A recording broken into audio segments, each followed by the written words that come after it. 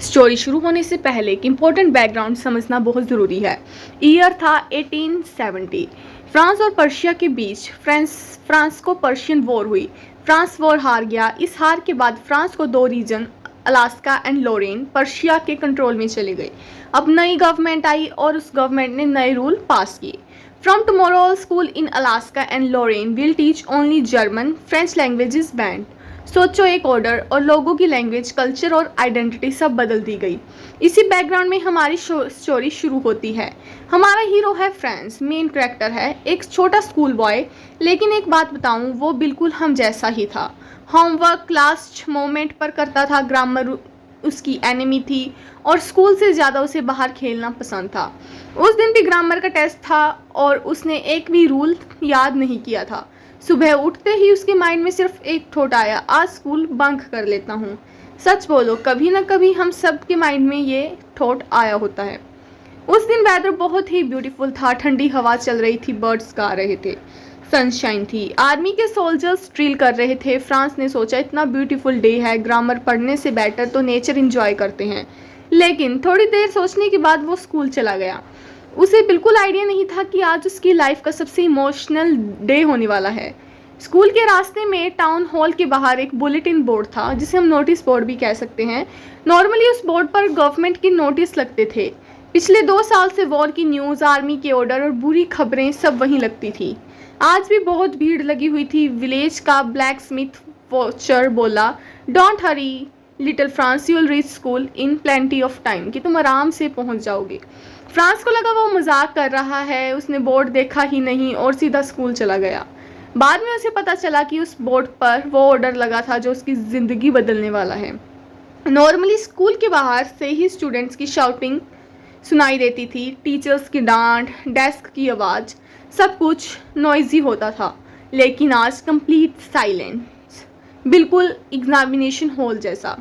France डर गया। उसने सोचा मैं लेट हो गया हूँ। लेकिन जब वो क्लास में एंटर हुआ, टीचर ने डांटा ही नहीं, सिर्फ कामली बोला, go to your place quickly France. लेकिन पहली बार जब टीचर ने उसे बिना डांटे क्लास में बिठाया और यकीन से सस्पेंस और बढ़ गया। टीचर का नाम था यहाँ पर एम हैमल। वो 40 ईयर्स से इसी स्कूल में फ्रेंच पढ़ा रहे थे। आज उन्होंने अपना बेस्ट ग्रीन कोट पहना था, frilled shirt, black silk cap. France ने सोचा, सर आज इतने स्पेशल कपड़े क्यों पहने हैं। उसे अब भी कुछ समझ नहीं आ रहा था। क्लासरूम में सिर्फ स्टूडेंट्स नहीं थे, लास्ट बेंच पर विलेज के ओल्ड पर्सन भी बैठे थे। Old Hauser, old mayor, former postman, सब सीरियस फेस के साथ। किसी के फेस पर स्माइल नहीं थी। ये लोग पढ़ने नहीं आए थे, अपनी लैंग्वेज को लास्ट रिस्पेक्ट देने और एम हैमल को थैंक यू बोलने आए थे। यहाँ पर आता है बिगेस्ट शॉक। क्लास स्टार्ट हुई, सब चुप। एम हैमल की आवाज़ आज बहुत अलग थी। उन्होंने धीरे धीरे से कहा, my childrens, today is last French lesson I shall give you. The order has come from Berlin, from tomorrow only German will be taught. बस ये सेंटेंस सुनते ही फ्रेंच का दिल टूट गया। उसे रियलाइज़ हुआ आज उसका लास्ट लेसन क्लास है, आज उसका लास्ट फ्रेंच क्लास है।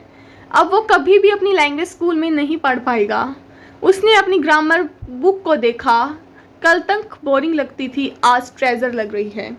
टीचर को देखा, कल तक स्ट्रिक्ट लगते थे और आज हीरो लग रहे हैं। यही होता है रिग्रेट। रिग्रेट। फ्रांस सोचने लगा, काश मैं ग्रामर सीख ली होती, काश मैंने ग्रामर सीख ली होती, काश होमवर्क कंप्लीट किया होता, काश स्कूल बंक ना किया होता, काश टाइम वेस्ट ना किया होता। फ्रेंड्स, लाइफ में जब भी हम एग्जैक्टली मिस्टेक करते हैं, जब तक चीज़ हमारे पास होती है हम उसकी वैल्यू नहीं समझते। जब वो चली जाती है तब रिग्रेट होता है। फिर एम हैमल की स्पीच स्टार्ट होती है। एम हैमल ने कहा, फ्रेंच दुनिया की सबसे ब्यूटीफुल, सबसे क्लियर और सबसे लॉजिकल लैंग्वेज है। उसे कभी मत भूलना, क्योंकि जो नेशन अपनी लैंग्वेज को बचा कर रखता है, उसकी आइडेंटिटी कभी नहीं मिटती। उस लैंग्वेज सिर्फ वर्ड्स नहीं होती, लैंग्वेज हिस्ट्री होती है, कल्चर होती है, फ्रीडम होती है और सेल्फ रिस्पेक्ट होती है। एम हैमल ने सिर्फ स्टूडेंट्स को ब्लेम नहीं किया, उन्होंने कहा पेरेंट्स भी गलत थे। वो बच्चों को स्कूल भेजने की बजाय फील्ड्स में काम करवाते थे और टीचर्स भी परफेक्ट नहीं थे, कभी फिशिंग चले जाते थे, कभी हॉलीडेज दे देते थे। और ग्रेट टीचर वही होता है जो अपनी गलती भी मान ले। सबको न्यू नोटबुक्स दी गई, उसके ऊपर लिखा था फ्रांस अलास्के। सब क्विकली लिखते रहे। क्लासरूम में सिर्फ पेन की आवाज़ आ रही थी, विंडो के पास पिजन्स की आवाज़ आ रही थी। फ्रांस ने सोचा क्या पर्शियन पिजन्स को भी जर्मन सिखा देंगे। ये लाइन ऑथर की आयरनी को दिखाती है। द लास्ट बेल, चर्च की बेल बजी, क्लॉक ने 12 स्ट्राइक किया। पर्शियन सोल्जर्स का ट्रम्पेट सुनाई दिया। लेसन ख़त्म हो चुका था। एम हैमल बोर्ड के पास गए, उन्होंने चौक उठाई और पूरी स्ट्रेंथ के साथ लिखा विवा ले France, meaning long live France. उनकी आंखों में आंसू थे, वो कुछ बोल नहीं पाए, बस हाथों से सिग्नल किया स्कूल इज़ डिसमिस्ड। और इसी इमोशनल मोमेंट के साथ स्टोरी एंड हो जाती है। तो इस चैप्टर के इंपॉर्टेंट कैरेक्टर थे फ्रांस, जो कि केयरलेस स्टूडेंट था, होमवर्क अवॉइड करता था, ग्रामर से डरता था एंड में रिस्पॉन्सिबल और मैच्योर बन गया। फिर आते हैं एम हैमल, फ्रेंच टीचर थे, 40 ईयर्स ओल्ड तक सर्विस दी, होनेस्ट, डिसिप्लिन्ड और पेट्रियोटिक, और अपनी लैंग्वेज से बहुत ज़्यादा प्यार करते थे।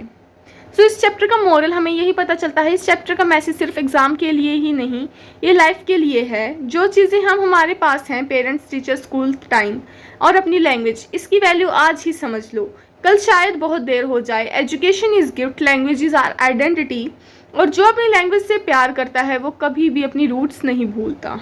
अगर आपको लास्ट लेसन की ये कंप्लीट स्टोरी टेलिंग एक्सप्लेनेशन पसंद आई हो तो वीडियो को लाइक करें, चैनल को सब्सक्राइब और बेल आइकन को ज़रूर प्रेस करें।